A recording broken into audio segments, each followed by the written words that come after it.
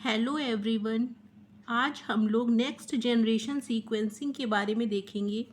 Next generation sequencing या NGS ये bio informatics का भी एक बहुत ही इम्पॉर्टेंट टॉपिक है। इसके अलावा ये आपको फॉरेंसिक साइंस में भी आता है और फिर ये आपका नेट जेआरएफ के लिए और गेट के लिए भी इम्पॉर्टेंट है। तो देखिए नेक्स्ट जनरेशन सीक्वेंसिंग होती क्या है। देखिए सीक्वेंसिंग के लिए पहले जो प्लेटफॉर्म यूज़ होते थे वो होते थे जैसे सैंगर सीक्वेंसिंग हो गया, मैक्सम गिलबर्ट सीक्वेंसिंग हो गया। ये सब सीक्वेंसिंग अप्रोचेस पहले यूज़ होते थे जो बहुत ही शॉर्ट लेंथ ऑफ डीएनए के लिए या बहुत ही शॉर्ट स्ट्रेच ऑफ डीएनए के लिए यूज़ होते थे। सीक्वेंसिंग करने के लिए किसी जीन की स्टडी करनी है तो उसको हम जीन को फुल लेंथ करने के बाद उसको सीक्वेंस कर लेते थे और उसको फिर देखते थे कि कौन सा जीन है, इसका फंक्शन क्या है, ये सब देखने के लिए तो वो सब ठीक था। लेकिन अगर आपको होल जीनोम सीक्वेंसिंग करनी है या ट्रांसक्रिप्टोम सीक्वेंसिंग करनी है तो उसके लिए सैंगर सीक्वेंसिंग नहीं होती, क्योंकि उसमें बहुत टाइम लगता है, बहुत मटेरियल भी लगता है, वेस्ट होता है और बहुत ही महंगी भी होती है वो। तो इसलिए नेक्स्ट जनरेशन सीक्वेंसिंग डेवलप हुई जो कि बहुत ही कम समय में ज़्यादा काम कर सकती है और बहुत इसका कॉस्ट भी नहीं होता है। तो देखिए इसमें हम क्या जो भी लिखा हुआ है इसको मैं थोड़ा सा आपको बता देती हूँ। नेक्स्ट जनरेशन सीक्वेंसिंग में क्या होता है, millions of DNA molecules are sequenced at the same time. इसमें कई सारे डीएनए मॉलिक्यूल को एक ही टाइम पे हम सीक्वेंस कर सकते हैं। ठीक है, ये ऑटोमेटेड होता है। कई सारे डीएनए सैंपल्स हैं आपके पास, एक एक करके सीक्वेंसिंग करने की ज़रूरत नहीं है, सबकी एक साथ सीक्वेंसिंग हो जाएगी। इसको हम हाई थ्रूपुट सीक्वेंसिंग भी कहते हैं। हाई थ्रूपुट सीक्वेंसिंग का क्या मतलब है कि इस जो ये सीक्वेंसिंग होती है ये काफ़ी कह सकते हैं इसका जो रिज़ल्ट होता है काफ़ी सटीक होता है और बहुत ही कम समय में अवेलेबल हो जाता है। हाई थ्रूपुट सीक्वेंसिंग है, ठीक है। Target specific primers are not required. देखिए जो पहले सीक्वेंसिंग होती थी सैंगर सीक्वेंसिंग या मैक्सम गिलबर्ट सीक्वेंसिंग, उसमें हमें प्राइमर्स की ज़रूरत पड़ती थी, टारगेट स्पेसिफिक प्राइमर्स की। लेकिन इसमें हमें ऐसा कुछ नहीं ज़रूरत पड़ती है। इसमें रैंडम प्राइमर्स का यूज़ करते हैं हम, जीन स्पेसिफिक प्राइमर्स का यूज़ इसमें नहीं करते हैं, क्योंकि होल जीनोम सीक्वेंसिंग के कितने जीन स्पेसिफिक प्राइमर्स का आप यूज़ कर लेंगे। तो रैंडम प्राइमर्स का यूज़ इसमें हम करते हैं। इसमें हमें कोई स्पेसिफिक प्राइमर बनाने की ज़रूरत भी नहीं होती।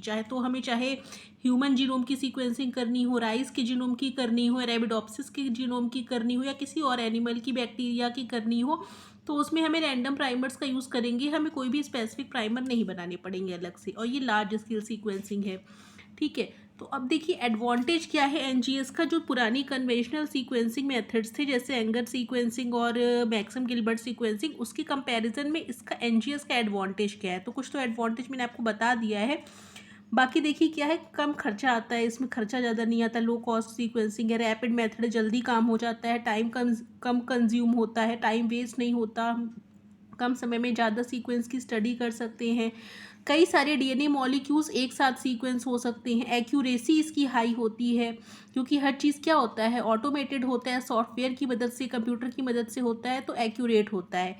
लार्जर डीएनए मॉलिक्यूल और whole genome can be sequence. इसमें होल जीनोम की सीक्वेंसिंग की जा सकती है या बड़े डीएनए मॉलिक्यूल जो होंगे उनकी भी सीक्वेंसिंग की जा सकती है, जो कि सैंगर सीक्वेंसिंग या मैक्सम गिलबर्ट सीक्वेंसिंग से नहीं हो सकती थी। लॉन्गर रीड लेंथ, इसमें जो रीड लेंथ मिलते हैं, मतलब सीक्वेंसिंग के बाद जो रिजल्ट मिलते हैं वो शॉर्ट स्ट्रेच के सीक्वेंस नहीं मिलते हैं, हमें लॉन्ग रीड लेंथ मिलती है, जिससे हमें उसको पूरा जो कंप्लीट करना या उसको असेंबल करना आसान हो जाता है। Real time monitoring of nucleotide incorporation, इसमें हम क्या कर सकते हैं, हम जैसे मान ली सीक्वेंसिंग अभी चल ही रही है तो भी हम कंप्यूटर पे बैठ के देख सकते हैं कि अच्छा अब ए जुड़ गया है, अब जी जुड़ गया है, अब टी जुड़ गया है, अब सी जुड़ गया है, तो उसी टाइम पर हम इसको देख सकते हैं और इसकी मॉनिटरिंग कर सकते हैं। नॉन बायस्ड सीक्वेंसिंग है ये, ठीक है, बायसिंग नहीं होती इसमें, नॉन बायस्ड सीक्वेंसिंग है ये। ऐसा नहीं होता कि दो अलग अलग जो सीक्वेंसिंग है ऑर्गेनिज्म की वो एक ही जैसी आ जाए, नॉन बायस्ड सीक्वेंसिंग इसलिए इसको कहा गया है। लो तो ये सारी इसके क्या है एडवांटेज है अदर सीक्वेंसिंग जो मेथड्स हैं उनके कंपैरिजन में, ठीक है। तो इसको देख लीजिएगा आप लोग। अब देखिए टाइप्स कितने टाइप्स का होता है ये एनजीएस में, कितने टाइप्स की सीक्वेंसिंग रन अभी चल रहे हैं।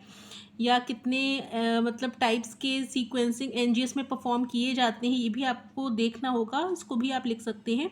तो देखिए सबसे पहला जो है वो शॉटगन सीक्वेंसिंग है। देखिए अभी मैंने आपको पूरा ये डिटेल में नहीं बताया है, केवल हेडिंग हेडिंग में बता दे रही हूँ, लेकिन अगले वीडियोज़ में मैं इनमें से 2-4 को एक्सप्लेन भी कर दूँगी जो कि इम्पॉर्टेंट है।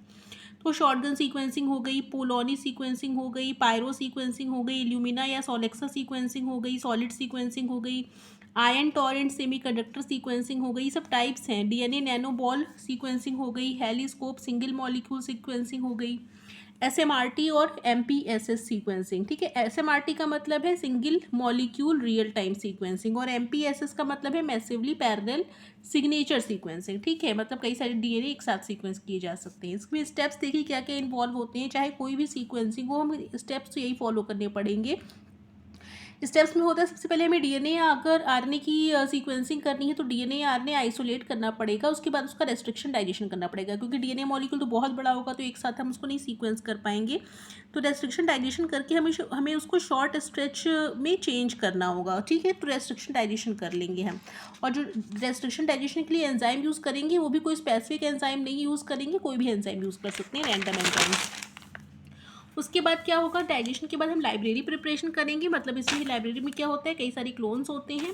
फिर सीक्वेंसिंग करेंगे और एनालिसिस करेंगे सीक्वेंस की बाय अ मॉनिटरिंग सिस्टम और सॉफ्टवेयर की मदद से। ठीक है, अब एप्लीकेशंस देखिए, इसकी एप्लीकेशंस क्या कहाँ कहाँ होती है, ड्रग डिस्कवरी और डेवलपमेंट में। ठीक है, बायोमार्कर डिस्कवरी में जो कि हमारे कैंसर के ट्रीटमेंट में यूज़ होता है, बायो फार्मास्यूटिक्स डेवलपमेंट में डिजीज़ कंट्रोल में यूज़ होता है, वैक्सीन डेवलपमेंट में यूज़ होता है, रिसर्च पर्पस के लिए स्टडी होता है कि अगर हमें किसी भी ऑर्गेनिज्म की स्टडी करनी है तो उसके लिए उसका सीक्वेंस अगर करना है तो हम इसकी हेल्प से कर सकते हैं।